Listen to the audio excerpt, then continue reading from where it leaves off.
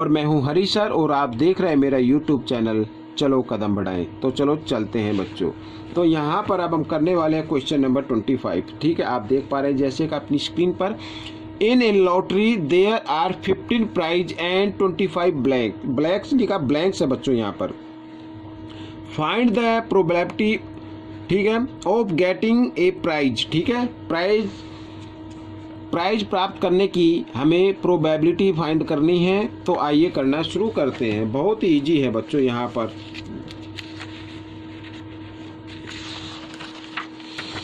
तो question number करने वाले हैं 25। ठीक है, तो टोटल लॉटरी कितनी है ये हम लिख लेते हैं पहले बच्चों। टोटल लॉटरी,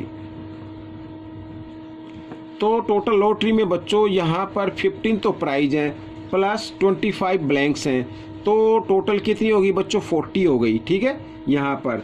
और प्राइज वाली लॉटरी कितनी है यहाँ पर वो भी लिख लेते हैं। प्राइज लॉटरी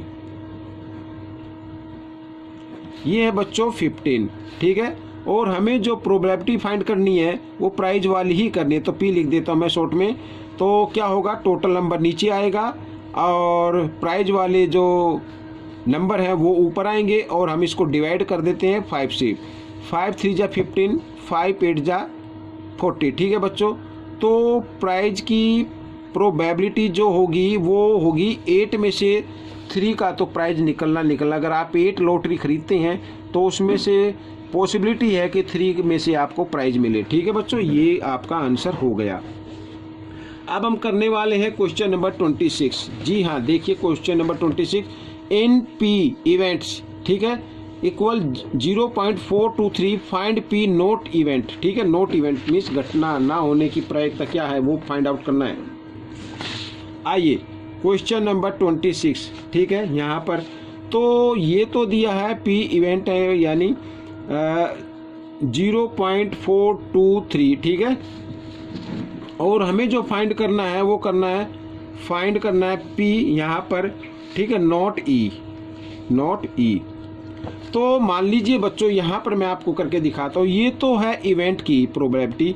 अब नॉट इवेंट की क्या होगी, मान लीजिए हमारे पास कोई 1 नंबर है और 1 में से ये आ गया नंबर, तो हम क्या करेंगे, 1 में तो पॉइंट नहीं है ना, तो हम इसमें पॉइंट लगा के 0 0 लगा सकते हैं और पॉइंट के नीचे पॉइंट लिखते हुए नंबर को लिखेंगे अपने प्लेस पर। यहाँ पर इस तरीके से माइनस करते हैं। यहाँ पर 10 में से 3 को माइनस किया 7, 9 में से 2 को माइनस किया 7, यहाँ पर 9 में से 4 को माइनस किया बच्चों, यहाँ पर आ गया 5 और ये आ गया पॉइंट यहाँ पर 0। ठीक है, तो ये नॉट इवेंट की प्रोबेबिलिटी आ गई। तो यहाँ पर हम लिख सकते हैं डायरेक्ट इसको बच्चों, ये आपका आंसर बनेगा 0.577। ठीक है, इस तरीके से। तो ये भी क्वेश्चन आपका सॉल्व हो गया। अब हम करने वाले हैं क्वेश्चन नंबर 27। जी हाँ, देखिए यहाँ पर, the number of book issued from a public library in a week are. ठीक है, पब्लिक लाइब्रेरी में से पूरे वीक ये बुक इशू हुई हैं। ठीक है, ये आप देख सकते हैं यहाँ पर 1 2 3 4 5 6 7। ठीक है, मान लीजिए संडे को, मंडे को, ट्यूसडे को, वेंसडे को, थर्सडे को, फ्राइडे को, सैटरडे को, इस तरीके से ये बुक इशू हुई है।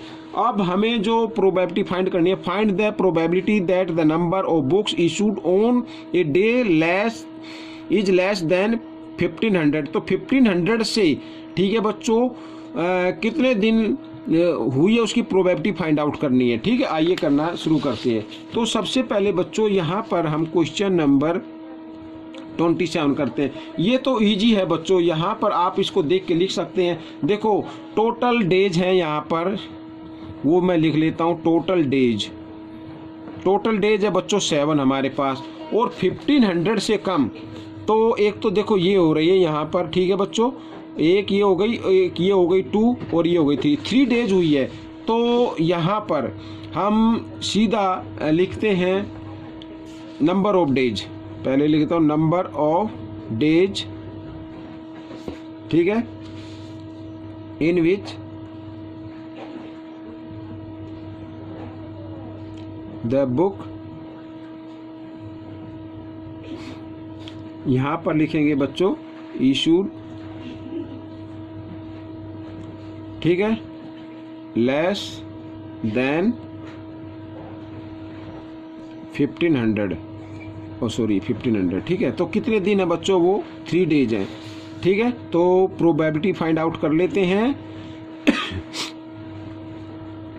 लेस देन 1500, तो वो क्या होगी, टोटल डेज है बच्चों यहाँ पर 7, और 1500 से कम जो बुक इशू हुई हैं उन दिनों की संख्या है 3, क्योंकि ये डिवाइड हो नहीं रहा है, तो यही आपका आंसर बन जाएगा। तो यही प्रोबेबिलिटी आ जाएगी, ठीक है बच्चों, ये हो गया। अब हम करेंगे क्वेश्चन